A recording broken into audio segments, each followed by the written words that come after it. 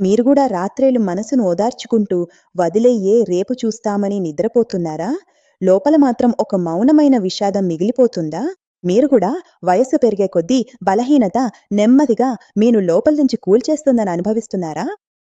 వయస్సు 45 అయినా, 50 అయినా, 55 అయినా ఒక విషయం నిజం.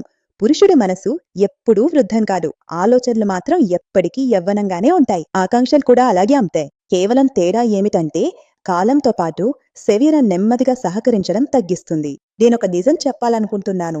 45-50 తర్వాత ఒక పురుషుడి శరీరం ఆ క్షణాల్లో పూర్తిగా సహకరించకపోతే దానికర్థం అతని కోరికలు లేదా భావోద్వేగాలు ముడిసిపోయాయన్నది కాదు. చాలా సందర్భాల్లో మనసు పూర్తిగా సిద్ధంగా ఉంటుంది.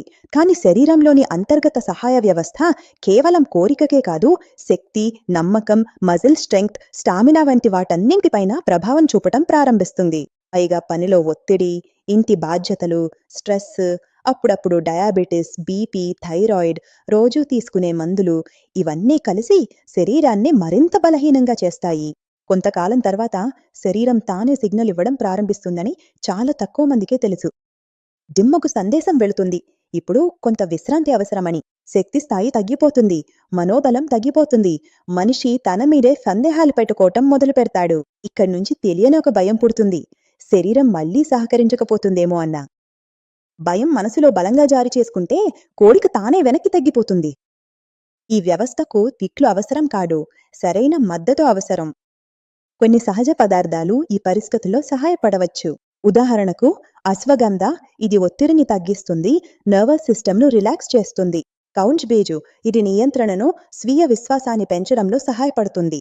గోక్షుర, విదారికందు వంటి పదార్థాలు శరీరాన్ని లోపల నుంచి సిద్ధం చేయడంలో సహాయపడతాయి. నెమ్మదిగా శక్తి తిరిగి వస్తుంది. అలసట తగ్గుతుంది.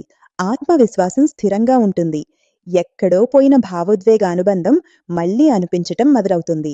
50 ఏళ్ల తర్వాత పురుషులు ఏదైనా నిరూపించాల్సిన అవసరం ఉండదు. వారికి కేవలం అర్థం చేసుకోవడం, సరైన మద్దతు పొందే హక్కు మాత్రమే ఉంటుంది. మీకు లేదా మీ భాగస్వామికి మనసు యువతగా ఉండి శరీరం సహకరించకపోతే శరీరానికి సరైన మద్దతు అవసరమని సంకేతం. ఒక గోప్యమైన, సహజమైన, వివేకవంతమైన ఎంపిక. రసాయన రహిత, అలవాటుగా మారకుండా స్థిరమైన సమతుల్య మద్దతు. ఎందుకంటే ముఖ్యంగా మనసు ఇప్పటికీ ఉత్సాహంగా ఉంది.